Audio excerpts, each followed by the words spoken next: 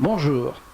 Voilà, nous sommes à Dax, où nous sommes invités par le cercle Frédéric Bastiat au Week-end de la Liberté. Cette manifestation est organisée par le président du cercle qui s'appelle Patrick de Casanova, dont je vous parle souvent, et qui est avec moi maintenant, donc je vous le présente. Bonjour Patrick. Bonjour Henri. Donc nous allons parler d'abord de ce que tu as développé pendant ce colloque, qui est ta passion en même temps que ta profession, et ensuite nous parlerons de la manifestation elle-même, puisque tu es le dernier à passer dans les interviews, et puis qu'aujourd'hui la manifestation se termine. Alors commençons par le début, c'est-à-dire par ton colloque. Donc je rappelle à ceux qui ne le savent pas que tu es donc médecin généraliste à Bayonne, que tu es très engagé dans la libéralisation de ce secteur, la santé, que tu considères comme étant pris en otage par un monopole qui nuit d'une part aux consommateurs, c'est-à-dire aux malades que nous sommes, aux malades potentiels que nous sommes, et d'autre part aux professions de santé, contrairement à ce que la légende transporte, et tu as des arguments très percutants pour ébranler cette légende. Alors, commençons par le commencement. Cette sécurité sociale, qu'en est-il? Comment est-elle arrivée sur notre dos? La sécurité sociale est née après la libération en 1945, quand le Conseil national de la résistance, qui était composé des gaullistes et des communistes, avait pour en charge de remettre le pays en marche. À l'époque, le pays a été complètement détruit et objectivement, on peut penser que le système était relativement ouvert, les choix étaient relativement ouverts, et l'on pouvait partir sur des structures différentes. Par exemple, avant la sécurité sociale, avant la dernière guerre mondiale, il existait déjà des solidarités familiales, il existait déjà des sociétés de secours mutuels, il existait déjà des assurances, ce qui fait qu'une partie de la population était déjà couverte. Donc il y avait quand même un terreau, on va dire, fertile. Mais ce qui s'est passé, c'est que le Conseil national de la résistance était composé de gaullistes et de communistes qui sont des étatistes. Donc les étatistes, quand ils sont arrivés au pouvoir en 1945, quand ils ont voulu remettre le pays en marche, ils ont choisi une solution étatique et ils ont commencé par remettre en marche, par remettre l'État en place. Ils ont remis l'État en place et ils ont assis leur pouvoir sur les populations parce que ils avaient choisi une logique collectiviste. Alors ce n'est pas forcément un hasard, parce que les gaullistes, par exemple, ont été réfugiés à Londres, et Londres est la patrie de l'Angleterre et la patrie de Beveridge. Beveridge est le père de la sécurité sociale anglaise. C'est lui qui avait proposé que l'État prenne en charge et offre aux citoyens une sécurité sociale assez complète sur la maladie, la retraite, le chômage, etc. Donc il y avait une imprégnation étatique. Donc tu es en train de me dire que le monopole de la sécurité sociale n'est pas la résultante d'une prise de pouvoir par un système qui, devenant de plus en plus conséquent, prend le pouvoir et devient un monopole, mais c'est un choix initial, c'est-à-dire c'est une petite chose qui, au moment de sa création, quand elle était rien, aurait pu être créée différemment et a été créée comme ça, quelque part un peu, presque je dirais, c'est pas par hasard, mais il y a une part d'inconnu, et les gens qui ont créé ça ont donné jour à un monstre sans prendre conscience sans doute de ce monstre qu'ils allaient mettre en place. Alors sans prendre conscience, je ne sais pas, mais c'était un choix délibéré. Oui. À partir du moment où ils ont choisi de mettre en place un système collectiviste et un monopole collectif d'assurance sociale, c'est un choix délibéré. Et comme l'État est une organisation qui s'étend sans cesse, sans limite, et parce qu'il a besoin, pour pouvoir fonctionner, de s'étendre et de contrôler davantage de plus en plus de population, la prise de contrôle de la protection sociale était un outil extraordinaire entre les mains étatistes. Oui. Parce que quand on s'empare des soins aux personnes, oui, et quand on s'empare de la retraite des personnes, on s'empare de leur avenir, de leur santé. Et quand ils sont faibles, affaiblis par la maladie ou affaiblis par l'âge et qu'ils doivent se retirer, ils sont à votre merci. Ils dépendent de l'État. Donc pour moi c'est un choix délibéré. Ça a été un mauvais choix, mais on ne peut pas dire, je pense que c'est un choix délibéré. Le dernier coup, c'était quand même extrêmement aventureux.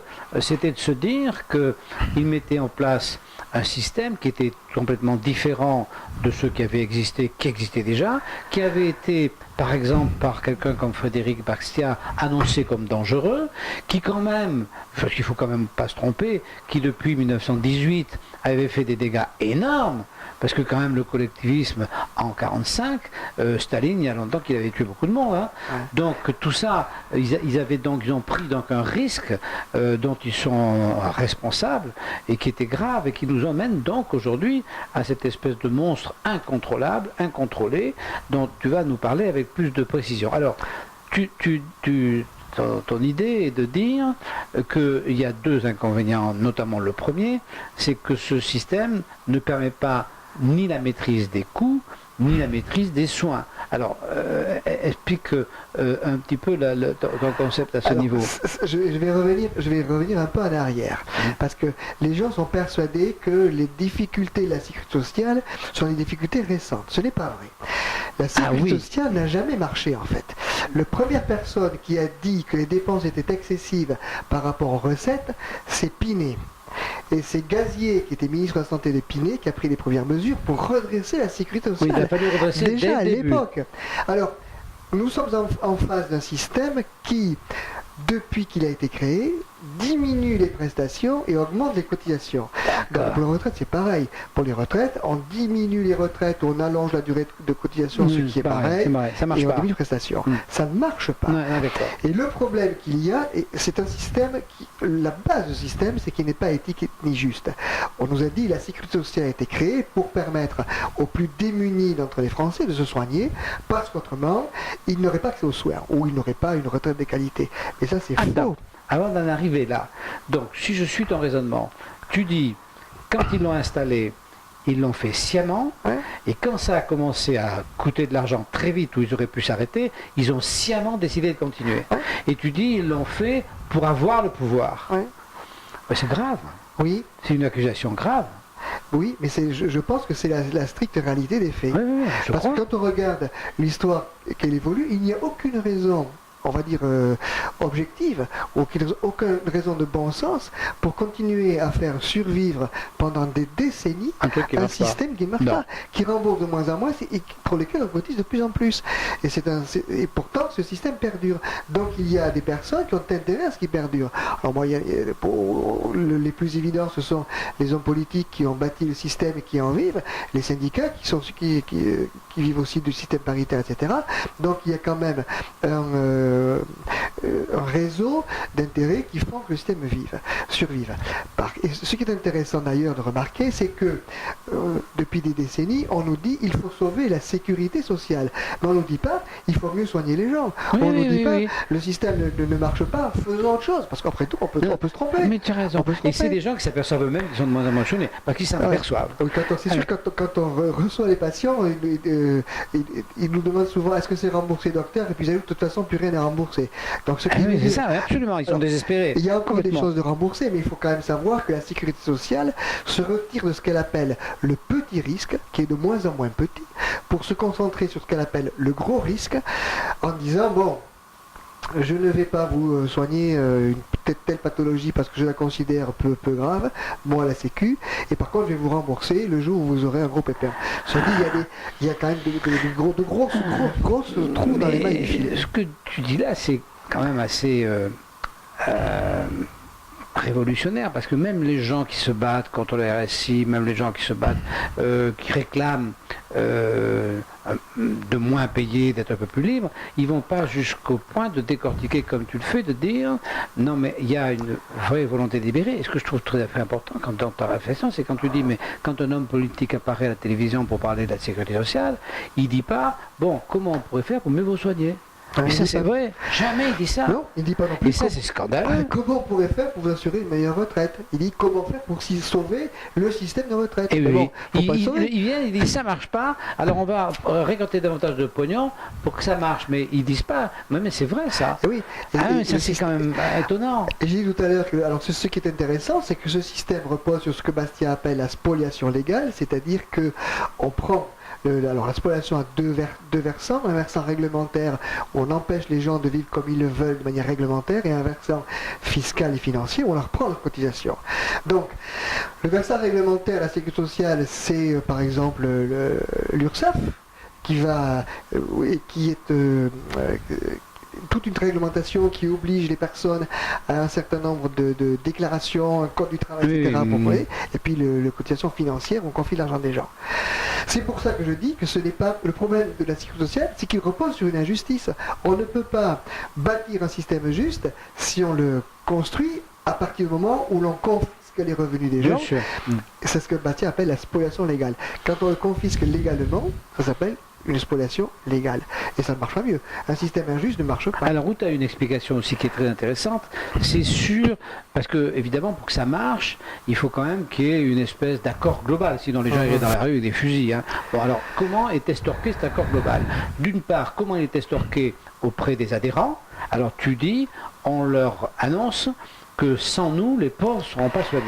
Premier point. Et deuxième point, tu développeras les deux trucs, mais deuxième point, aux professions de santé, on dit, sans nous, vous n'êtes pas capable de gagner votre vie. En fait, c'est les deux pivots à qui on ment. Alors, le premier, sans nous, les pauvres ne seront pas soignés. Alors ça, c'est l'alibi. C'est-à-dire que l'alibi officiel, c'est donc que tout le monde puisse se soigner, et en particulier que les personnes démunies, que les pauvres, puissent avoir accès aux soins, parce que dans un système capitaliste, libéral, de jungle sauvage, où il n'y a que des méchants qui veulent tomber sur le rable des gentils ou des autres, on se retrouve dans un système où les pauvres sont de plus en plus pauvres et ne peuvent pas soigner parce qu'ils n'ont pas les ressources, parce que ceci et parce que cela. Alors ce n'est pas vrai, parce qu'on constate que dans un système où règne la liberté économique, la prospérité règne. Il y a moins de pauvres, il y a moins de chômage, etc. Donc, l'autre chose qu'il faut voir, c'est que, un, il y a moins de pauvres, deux, être pauvre n'empêche pas qu'on puisse faire des choix et se soigner. Donc on pourrait parfaitement mettre en place un autre système qui pourrait être par exemple un chèque santé qui permettrait aux personnes les plus démunies de manière transitoire. Par exemple, une société libre, on a des accidents de la vie. Tantôt ça va bien, tantôt ça va mal. Donc quand ça va mal, on aide les gens, c'est normal. Donc, on met en place un chèque santé, et avec ce chèque santé, cette personne peut choisir. Elle peut choisir la manière dont elle veut se faire soigner et dont elle sera prise en charge. Elle peut choisir une assurance, mais pour pouvoir être couverte en cas de besoin. Parce que le fait d'être pauvre ne veut pas dire qu'on ne peut pas choisir et qu'on n'a pas les capacités intellectuelles de choisir. Bien sûr. Penser que les gens, alors la sécurité sociale base sur, en disant les Français sont incapables d'assurer pour leur retraite ou leur santé, et les pauvres ne peuvent pas s'assurer pour leur retraite ou leur santé, je pense que c'est une insulte à l'intelligence humaine. Et la deuxième insulte, c'est que le coût de cette sécurité sociale qui est exorbitant participe à la paupérisation. Donc ça participe aux difficultés d'embauche, ça participe à la paupérisation et ça a la prétention de soigner les pauvres, que ça fabrique. C'est quand même, tu sais, c'est l'élevage de chats qui mange avec les souris, etc. etc. Oui. Alors, donc c'est absurde. Excuse-moi, tu dis que c'est un système qui est coûteux, et en fait c'est pire que ça. Je pense que c'est un système dans lequel personne ne sait ce que ça coûte, et personne ne sait si le service est rendu au juste coût. Pour une raison très simple, ce ne sont pas des prix. Un prix, c'est une information. Deux personnes échangent des services, ils vont se mettre d'accord sur un prix, donc ils auront une information. Et si quelqu'un à côté veut entrer en concurrence ou échanger un service, il va se rediscuter sur une base de prix. Et l'échange libre, c'est ça qui forme un prix, qui donne une information. Là, il n'y a pas de prix, il n'y a pas d'information. Il y a des politiciens, grande masse de politiciens, c'est-à-dire des syndicats, etc., qui vont dire, bon, le prix de tel acte, c'est ça, le prix de tel acte, c'est ça. Il y a plus de 8000 actes codifiés. Voilà, c'est gigantesque. Et tout est carré. Mais ça n'a rien à voir avec un prix. On ne connaît pas, on ne sait pas si l'offre est adaptée à la demande. C'est comme ça, par exemple, que c'est comme ça que le système peut, pendant des années, donner à un acte qui tout d'un coup se fait 2 fois plus facilement parce que la mécanique, enfin parce que la technique a évolué. Je pense un peu à nos amis radiologues qui à un moment donné se sont retrouvés devant un Eldorado parce que leurs outils étaient beaucoup plus performants et ils arrivaient à produire et tout d'un coup, boum, on leur a baissé leur machin et maintenant ils n'arrivent plus à acheter les appareils qui coûtent plus cher. Enfin, effectivement, il y a un décalage constant entre la prestation, son coût réel et ceux pour laquelle elle est remboursée. Le décalage constant, être flagrant en ce qu'on appelle les déserts médicaux. Alors, les déserts médicaux, actuellement, les politiciens, Marisol Touraine, veulent lutter contre les déserts médicaux. La nouvelle convention qui a été votée, qui a été signée en 2016, il y a des paragraphes sur les déserts médicaux. Mais le problème qu'il y a, c'est pour lutter contre comme je t'ai dit tout à l'heure, à partir du moment où il n'y a pas de vrai prix, il n'y a pas d'information, l'offre et la demande ne sont pas en adéquation, donc on va créer des pénuries. On va créer des excès, mais on crée des pénuries. On crée des pénuries et on va essayer de gérer cette pénurie. Donc il y a le numerus clausus, il y a tout un tas de choses qui vont entretenir cette pénurie. Et l'État a créé des endroits où il n'y a plus de médecins. Alors ça peut être une grande ville, mais ça peut être un endroit de la France rurale. Et le souci qu'il y a, ce que l'État veut faire, il ne veut pas lutter contre les déserts médicaux, il veut médicaliser les déserts. C'est différent. Parce que si vous voulez lutter contre les déserts médicaux, il changerait de politique, puisque sa politique de numerus clausus, de sécurité sociale, de prêt administré, de contraintes, parce qu'on casse les pieds des médecins à longueur de journée, on leur fait faire un boulot qui n'est pas le leur, qui n'est pas le métier de soin, et on s'étonne après qu'il n'y en ait plus ou qu'il ne veut plus s'installer à l'hiver, etc. Bien sûr. Alors la certitude qu'il y a que le travail du médecin est pollué par un travail administratif, plus il est dans une région difficile où il n'a pas les moyens de s'associer, d'avoir des secrétaires, etc., plus effectivement il est pollué dans son travail administratif par rapport à son travail réel. Ça c'est sûr. Et alors, donc, moi j'ai bien compris le fait de la Libye du pauvre est une escroquerie, ça je suis convaincu. Maintenant il reste donc les professionnels de santé et leur angoisse, parce qu'on s'aperçoit quand même qu'en règle générale, sauf maintenant depuis peu, mais jusqu'à présent, la Sécurité sociale avait toujours réussi à avoir l'adhésion des syndicats de médecins sur son avancement dans son monopole, parce qu'ils pensaient que c'était pour eux une garantie d'avoir des revenus. Alors là, qu'est-ce que tu penses de ça? Alors moi quand j'ai faisais mes études de médecine, j'ai eu des cours d'économie de la santé. Alors ce que je te dis aujourd'hui, je ne l'ai pas appris dans les cours d'économie de santé. Je l'ai appris à les Mises de Sébastien ou d'autres. En économie de santé, on nous avait dit la sécurité sociale a solvabilisé la demande. Ça veut dire que si vous vivez, si les patients peuvent vous payer, c'est grâce à la sécurité sociale. Alors c'est pas vrai du tout. La sécurité sociale a confisqué l'argent des gens et c'est elle qui va nous payer bien évidemment, mais si les gens étaient libres d'utiliser leur budget comme ils en souhaitent, ils nous paieraient spontanément en fonction des services rendus. Et le meilleur juge de la qualité d'un service médecin, c'est quand même le patient. C'est lui qui va dire s'il est bien soigné ou pas soigné. Alors, ce qui est intéressant dans le système des médecins qui sont solvabilisés, c'est que les Français, la moitié des Français ont intégré dans leur esprit que sans la sécurité sociale, ils ne seraient pas soignés. Mais la majorité des médecins français ont intégré que sans la sécurité sociale, ils ne pourraient pas vivre. Oui, mais c'est vrai. Donc, c'est deux croyances sur un mensonge. Mes confrères râlent beaucoup après la sécurité sociale qui leur casse les pieds, mais un médecin comme moi qui a un discours en disant qu'il faut mettre la sécurité sociale en concurrence, au moins mettez-la en concurrence et laissez les gens choisir et organisez-vous vous-même comme vous l'entendez. C'est un discours que mes confrères regardent les grands yeux ronds en disant ça les terrorise. Il a fait oui. Voilà. Et ça les terrorise, ils ont été, alors c'est ce que tu dis, ils ont été infantilisés, quoi. Ils ont été infantilisés et donc ils sont, face à la vie économique, ils sont comme des gamins. Mais c'est pas spécifique à la médecine. Cet État qui dévore l'économie, puisque quand même, notre problème de libéraux, c'est surtout dans l'économie qu'on souffre, parce que dans le reste, si tu veux, dans le sport, dans la culture, par exemple, la culture c'est très libéral, dans la plupart des autres activités, le libéralisme est à peu près, le libéralisme c'est quoi? C'est le respect de l'individu et l'acceptation de la compétition avec la recherche du meilleur. Très franchement, à part le sport, je ne vois pas trop d'endroits en France parce que où ceci est mis en pratique, parce que dans l'éducation nationale ce n'est pas le cas, la sécurité sociale ce n'est pas le cas, les retraites ce n'est pas le cas, même les transports ce n'est pas le cas. Donc, si tu as le sport et la culture, dans la culture, tu peux faire ce que tu veux. Tu peux faire... Après tu rencontres une clientèle ou tu ne rencontres pas. Mais si tu rencontres une clientèle... Quand tu es subventionné, tu survis même si tu n'as pas de clientèle.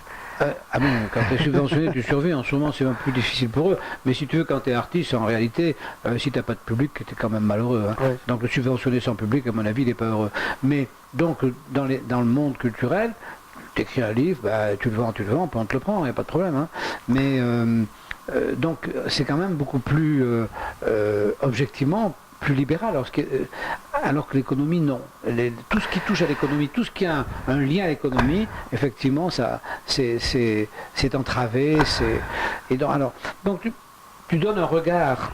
Alors c'est tout à fait intéressant parce que ce regard de praticien, quand même tu es médecin, tu es actif, c'est ton métier, et je trouve que ce regard, il est très important parce que en fait, la plupart des gens qui sont contre la sécurité sociale sont des gens qui paient des charges importantes et qui pensent que de toute façon ils bénéficient de rien. Parce que en principe, c'est des jeunes entrepreneurs qui ne sont pas malades, qui ne sont pas médecins, et donc qui ont simplement la vision du mec qui ne peut pas payer, quoi. Et toi, tu dis, ben non, ça marche mal de l'intérieur. Tu dis ça marche mal pour mes patients qui ne sont pas couverts comme il faut, à qui on ment. Ça marche mal pour mes confrères, à qui on ment aussi.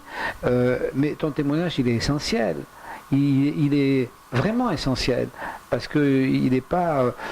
Tu te plains pas. Tu te plains pas du coût de ta cotisation au RSI.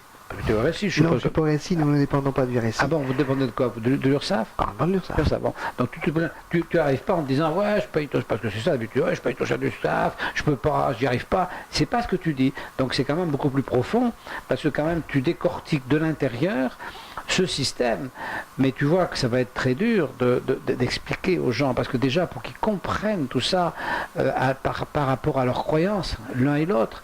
Moi, si j'ai pas ça, je suis plus soigné, et moi, si j'ai pas ça, je gagne plus ma vie. Ils ont ces deux croyances, tu te rends compte un peu là, c'est les piliers du temple, là, ça va être dur. Hein. Et c'est très dur, d'autant plus que ça fait plus de 70 ans qu'on raconte ça aux gens. Ah bah ouais. Donc ça fait 3 générations et demie, presque 4, Ouais. qu'on raconte la même chose sur la Sécu qui a permis aux gens de se soigner, etc. Alors qu'en fait, ce qui a permis aux gens de se soigner sont les progrès technologiques. Si les moyens matériels, techniques existent, on va soigner les gens. Si les moyens matériels, techniques n'existent pas, on ne les soignera pas. Parce que il faut imaginer une sécurité sociale qui existe, et s'il n'y a rien pour soigner les gens, ça ne sert à rien. Et s'il y a les moyens techniques existent, même s'il n'y a pas de sécu, on va arriver à soigner les gens quand même. On va se mettre d'accord dans un échange libre, je te soigne, et puis après on se met d'accord. Donc, ce qu'il faut bien comprendre, ce n'est pas la Sécu en 1945 qui a sauvé le système, c'est la prospérité économique. Parce qu'en 1945, quand les ventes Paris 30 glorieuses, l'État était à l'époque moins puissant qu'aujourd'hui, il étouffait moins le secteur, moins de réglementation, etc. Donc il y a eu une dynamique on partait d'en bas. Voilà. Donc de plein emploi, etc. Et puis il y a eu des innovations, des tas d'innovations, parce que si on prend un exemple, par exemple, la fibre optique qui permet maintenant de faire de faire des fibroscopies dans des endroits tout petits, ou les progrès de la studioscopie, de la microchirurgie, etc. Ou de l'anesthésie, parce que si on ne peut pas anesthésier les gens, on ne peut pas les opérer. Autrefois, le meilleur chirurgien, c'est celui qui opérait le plus vite. Maintenant, il faut, je dis de temps en temps aux patients, regardez aussi qui vous endort, parce qu'il faut que l'anesthésie est extrêmement important. On a fait d'énormes progrès et on peut faire des opérations très très complexes. Les progrès de l'anesthésie ont entraîné les progrès des opérations, les progrès de la fibre optique ont entraîné les progrès des soins, etc., etc. Il y a aussi une chose sur laquelle je voudrais insister, c'est la notion de justice. Parce qu'en fait, le système social est un système qui est basement matérialiste. En gros, on dit, je prends les cotisations des uns, et puis je distribue à qui j'ai envie pour les soigner, ou je prends les cotisations des uns et je distribue pour les retraites. Mais en fait, on ne se pose pas la question de la justice. La justice au sens de rendre à chacun le sien, c'est-à-dire la personne se fait voler ses cotisations sociales et on porte atteinte à sa propriété. Ce système n'est pas juste, ça s'appelle la spoliation légale, et il produit de mauvais fruits. Et l'autre système, l'autre conséquence qui est que ce système matérialiste qui se borne pour régler les problèmes sociaux, à dire un problème de sous, de vase communicant, ne tient pas compte de la nature humaine, il ne tient pas compte de l'action humaine. Et c'est un système qui enferme les gens dans du matériel et qui ne leur permet pas d'avoir un idéal de vie ou de mettre en place un projet de vie ou d'avoir des perspectives et un épanouissement personnel. En fait, tu dis, moi je trouve effectivement, tu parais avoir vraiment raison, en fait tu dis, cette machine qui n'apporte pas les prestations voulues et qui par autoritarisme dépossède les gens du fruit de leur travail au motif que soi-disant elle amènerait une prestation qu'elle n'amène pas. Cette machine fait des dégâts infernaux, non seulement dans la santé, mais aussi dans la vie privée des gens, bien sûr. Ben oui, mais on sort jamais intact d'un pillage, hein.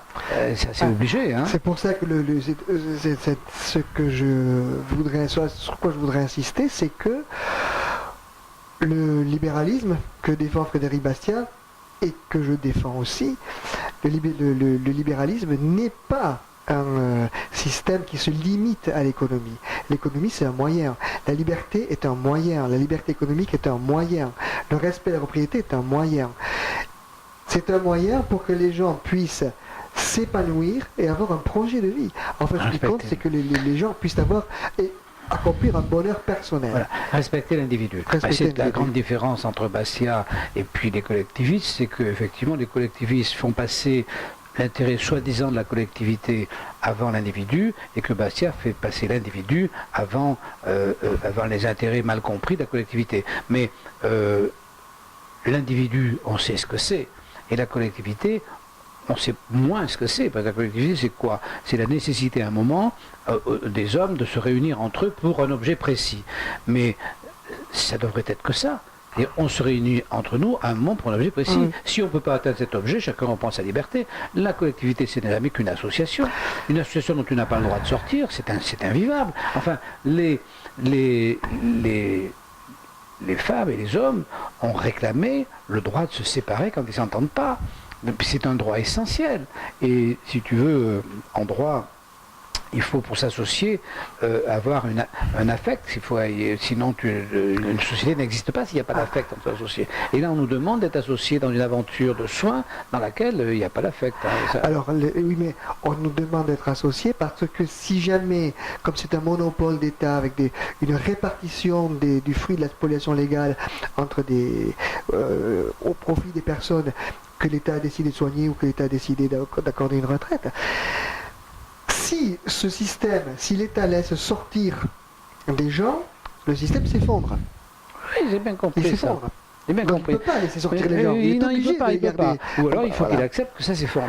C'est ce qui s'est passé quand l'État a accepté la fin de l'ORTF, quand l'État a accepté la fin de la poste, la fin de la téléphone. Alors, effectivement, ils ne se sont pas effondrés parce qu'ils avaient déjà une place, mais la place qu'ils avaient s'est énormément diminuée. Moi, je crois qu'on pourrait donner comme exemple à ceux qui ont peur de la liberté. Moi, j'ai connu la censure. Alors, quand il y avait la censure, le mieux qu'on voyait au cinéma, c'était les charlots. Hein, tu vas aller au cinéma, c'était des navets sur navets. Bon, la censure a été supprimée. On a eu 3 ans de pornographie, puis après ça a disparu. Et puis après, maintenant tu vas au cinéma, t'as au moins un film sur 2 qui est intéressant. Et c'est pareil avec la littérature. Avant la censure, avec la censure, tu lisais des navets. Maintenant, tu lis ce que les gens ont envie d'écrire. C'est un peu plus tonique, mais il y a beaucoup de livres intéressants. Donc, la suppression de la censure qui était censée protéger les pauvres d'esprit, pas les pauvres du porte-monnaie, mais les pauvres d'esprit, c'était censé, ça protégeait rien du tout. Et puis finalement, ça foutait en l'air tout le système. Donc on peut penser que je suis entièrement d'accord pour adhérer à l'idée que la liberté dans la santé aurait probablement les mêmes effets que la liberté partout. Et là, en ça, je te suis. Et en plus, je trouve que les arguments que tu développes de l'intérieur, sont vraiment des bons arguments. Hein. Ça fait réfléchir. Hein.